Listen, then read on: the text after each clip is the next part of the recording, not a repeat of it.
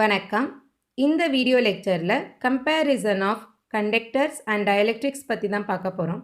நம்ம ஆல்ரெடி மெட்டீரியல்ஸோட different types பார்த்துருக்கோம். Conductor, insulator and semiconductor. So இங்கே டயலெக்ட்ரிக்ன்றது இன்சுலேட்டர் தான். Okay, it does not conduct current. So கண்டக்டர்னா என்ன பண்ணும்? It conducts electric current. Dielectric என்ன பண்ணும்? It does not conduct electric current. இப்போது கரண்ட்டை வந்து நம்ம எப்படி சொல்லலாம்? Flow of electrons. ஸோ கரண்ட்டை கண்டக்ட் பண்ணணும்னா கண்டிப்பாக அந்த மெட்டீரியலில் large number of free electrons இருக்கணும். அந்த ஃப்ரீ எலக்ட்ரான்ஸ் மூவ் ஆகுறனால தான் அங்கே கரண்ட் வந்து மேக்ஸிமம் கண்டக்ட் ஆகும்.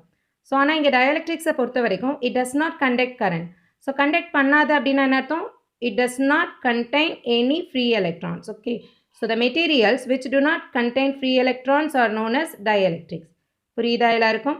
ஸோ இங்கே எலக்ட்ரோஸ்டாட்டிக் ஃபீல்டை பொறுத்த வரைக்கும் how can we classify the materials? So based on this boundary line. So இந்த boundary line என்றது எதை represent பண்ணுதுன்னா the ratio of conductivity to the permittivity. So epsilonன்றது என்னது? Permittivityன்னு சொல்லலாம், இல்லை dielectric constantன்னு நம்ம represent பண்ணலாம். This is the parameter directly related to the dielectric material. So dielectric material ஓட behavior represent பண்ணுறது என்ன? Epsilon. Sigmaன்றது conductivity which is representing the conductor. So the ratio of sigma by omega epsilon is far greater than 1. So எப்போ இந்த ratio வந்து far greater-ஆ இருக்கும்? Numerator வந்து larger than the denominator.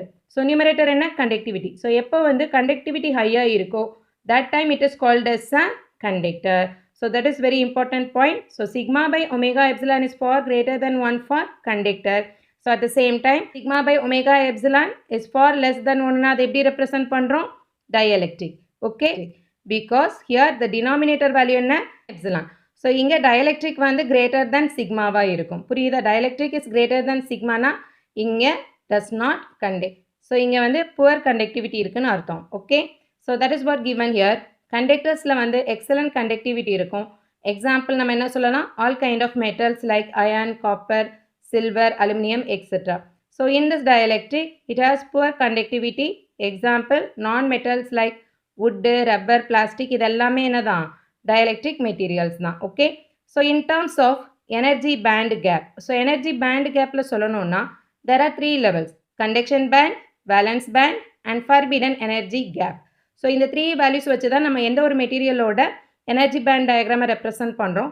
So in this conductor there is no forbidden energy gap because conduction band valence band எப்படி இருக்கும்? Overlap ஆயிருக்கும். Because there are a lot of free electrons available, so continuously moving around. Okay, அதனால தான் இங்கே high conductivity இருக்கு. So in this dielectric the forbidden energy gap is very large. So there is no movement from this valence band to this conduction band. இங்கே free electrons இல்லாதனால தான் இங்கேருந்து இங்கே என்ன ஆக electrons move ஆகாதனால தான் there is no current flow. Okay, so next conductor is having the low electrical resistance. So electrical resistanceனா என்ன பண்ணும்? ரெசிஸ்டன்ஸ்னால என்ன பண்ணும்? Oppose the current flow. இங்கே கண்டக்டர் வந்து மேக்ஸிமம் கரண்ட்டை வந்து அலோவ் பண்ணுறனால இதோட எலக்ட்ரிக்கல் ரெசிஸ்டன்ஸ் எப்போவுமே எப்படி தான் இருக்கும்? லோவாக இருக்கும். ஸோ இங்கே டயலெக்ட்ரிக் மெட்டீரியலில் it has very high electrical resistance. இந்த வெரி ஹை எலக்ட்ரிக்கல் ரெசிஸ்டன்ஸ் எதனால் வருதுன்னா ஹை ஃபர்பிடன் எனர்ஜி கேப்பால் வருது. There is no current flow.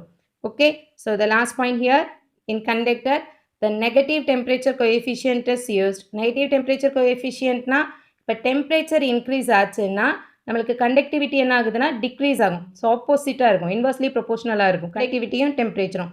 இங்கே டயலெக்ட்ரிக்கை பொறுத்த வரைக்கும் எப்படி இருக்கும்னா கண்டக்டிவிட்டி வந்து increases with temperature increases. That is positive temperature coefficient. இப்போ டெம்பரேச்சரை நம்ம இன்க்ரீஸ் பண்ணோம்னா ஆட்டோமேட்டிக்காக இங்கே கண்டக்டிவிட்டி என்ன ஆக ஆரம்பிச்சிடும்? இன்க்ரீஸ் ஆக ஆரம்பிச்சிடும்.